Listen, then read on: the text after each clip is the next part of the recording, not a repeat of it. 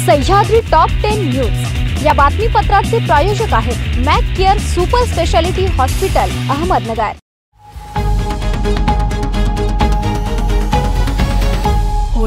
प्रेक्षको नमस्कार, मी दिशा। न्यूज 24 सह्याद्री मध्ये तुमचं स्वागत। पाहूया अहिल्यानगर जिल्ह्यातील महत्त्वपूर्ण बातम्यांचा आढावा सह्याद्री टॉप 10 मध्ये। अकोले तालुक्यातील तिरडे आश्रमशाळेत विद्यार्थिनीशी असभ्य वर्तन केल्याचा धक्कादायक प्रकार समोर आला आहे। या प्रकरणी संबंधित शिक्षक आणि त्याला मदत करणाऱ्या शिक्षिका मुख्याध्यापिकेंसह शिपाई विरोधात अकोले पोलीस ठाण्यात पोस्को अंतर्गत गुन्हा दाखल करण्यात आला आहे। पीडित विद्यार्थिनी 10वीच्या वर्गात शिक्षण घेत असून वसतिगृहात राहण्यास आली असताना त्यावेळी 8वीच्या वर्गात शिक्षण घेत असताना शिक्षक धुपेकर हे तासिका संपल्यानंतर वर्गात यायचे व सतत तिच्यासह मैत्रिणींसोबत बोलण्याचा प्रयत्न करायचे। एके दिवशी जेवणाची सुट्टी झाली असताना धुपेकर वर्गात आले व पीडिता मैत्रिणींसह बाकावर बसलेल्या असताना ते तिला म्हणाले, काय करतेस? त्यानंतर बोलणे टाळण्याकरिता ती दुसऱ्या बाकावर जाऊन उभी राहिली असता धुपेकर त्यांनी गैरकृत्य केले। पतीच्या त्रासाला कंटाळून पत्नीने अखेर झाडाला साडीच्या साह्याने गळफास घेऊन आत्महत्या केली। सदरची घटना राहुरी तालुक्यातील ब्राह्मणी परिसरात घडली। अजय संतोष मुंगसे हा तरुण राहुरी तालुक्यातील ब्राह्मणी येथे राहतो। अजयचे वडील संतोष रामदास मुंगसे हा सतत पती आणि मुलाला काही कारण नसताना मारहाण करत असे। रात्रीच्या दरम्यान संतोषने काही कारण नसताना पत्नीला लाथाबुक्क्याने मारहाण केली आणि त्यांच्या ब्राह्मणी शिवारातील शेतात जाऊन आंब्याच्या झाडाला साडीच्या साह्याने गळफास घेऊन पत्नीने आत्महत्या केली। दुपारी 4 वाजता घटनेची माहिती मिळाल्यानंतर त्यांना वांबोरी येथील ग्रामीण रुग्णालयात नेण्यात आले। तेथे शवविच्छेदन झाल्यानंतर त्यांच्यावर ब्राह्मणी येथील अमरधाममध्ये अंत्यसंस्कार करण्यात आले। त्यावेळी त्यांचा पती संतोष हा गुपचूप कोणाला काही न सांगता पसार झाला होता। त्यानंतर पोलीस पथकाने त्याचा शोध घेऊन त्याला गजाआड केले। राहता कृषी उत्पन्न बाजार समिती कांद्याला जास्तीत जास्त प्रति क्विंटल 1750 रुपये भाव मिळाला। बाजार समितीत कांद्याच्या 9479 गोण्यांची आवक झाली। प्रति क्विंटल कांदा नंबर 1 ला 1400 ते 1750 रुपये भाव मिळाला। कांदा नंबर 2 ला 1000 ते 1350 रुपये भाव मिळाला। कांदा लिलाव नंबर 3 ला 500 ते 950 रुपये भाव मिळाला। गोल्टी कांद्याला 600 ते 1200 रुपये भाव मिळाला।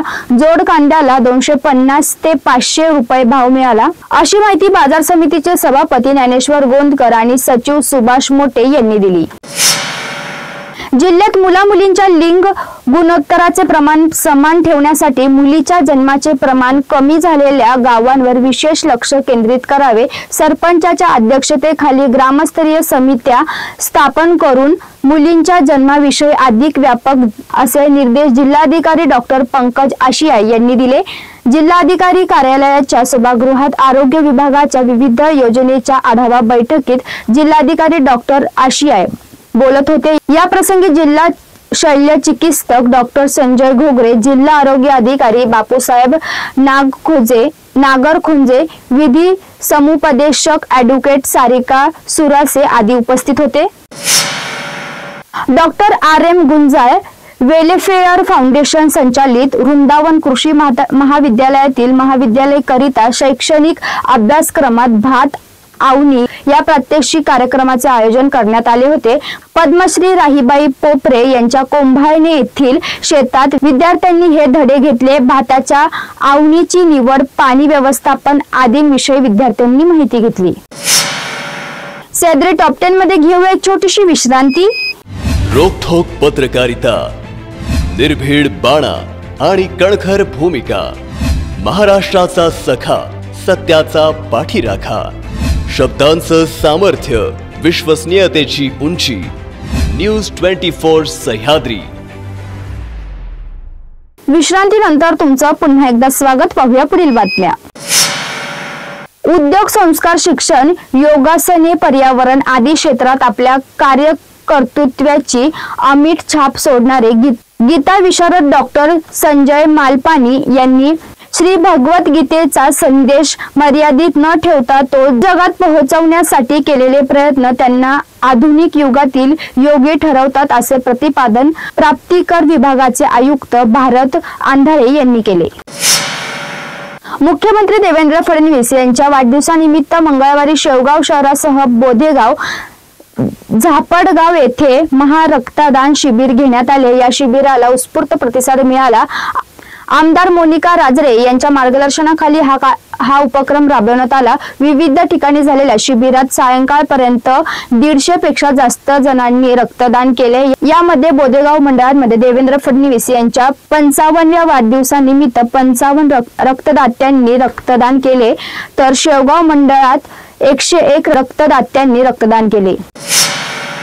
पाथर्डी तालुक्यातील टाकळी मानूर करोडी या 8 किलोमीटर रस्त्याचे काम गेल्या 4 महिन्यांपासून रखडले आहे। या रस्त्याचे BBM पूर्ण झाले आहे, मात्र कार्पेट डांबरचा भर देणे बाकी आहे। गेली 10 वर्षापासून या रस्त्यात सर्वत्र खड्डे होते। ग्रामस्थांनी आंदोलन केल्यानंतर हे काम सुरू राहिले, मात्र तेही अर्धवट अवस्थेत असल्याने ग्रामस्थांमधून संताप व्यक्त झाला आहे।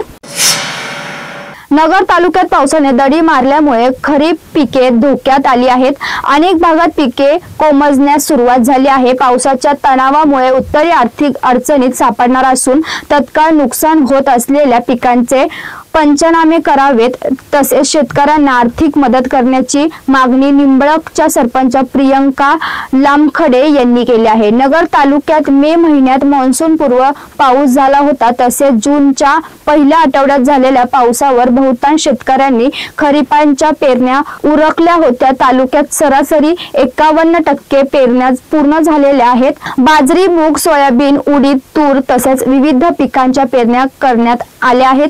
मृग व आंध्रा नक्षत्रावर पाऊस होईल याबाबत शेतकऱ्यांची मोठी अपेक्षा होती। शहरात काही महिन्यापूर्वी राबवलेल्या अतिक्रमण मोहिमेत तब्बल 800 पेक्षा जास्त अतिक्रमणे हटवण्यात आली। यासाठी 10,01,761 रुपयांचा खर्च GST सह झाला आहे। हा सर्व खर्च कोपरगाव नगरपालिकेच्या फंडातून करण्यात आला आहे, अशी माहिती पालिकेचे मुख्याधिकारी तथा प्रशासक सुहास जगताप यांनी दिली। कोपरगाव शहरात राबवलेल्या अतिक्रमण मोहिमेबाबत माहिती देताना प्रभारी आरोग्य निरीक्षक सुनील आरणे म्हणाले की शहरासह मुख्य रस्ता व प्रभागांमधील तब्बल 800 पेक्षा जास्त अतिक्रमणे जमीन उद्ध्वस्त करण्यात आली। सह्याद्री टॉप 10 मध्ये आपण इथेच थांबतोय, मात्र तुम्ही पाहत राहा न्यूज 24 सह्याद्री।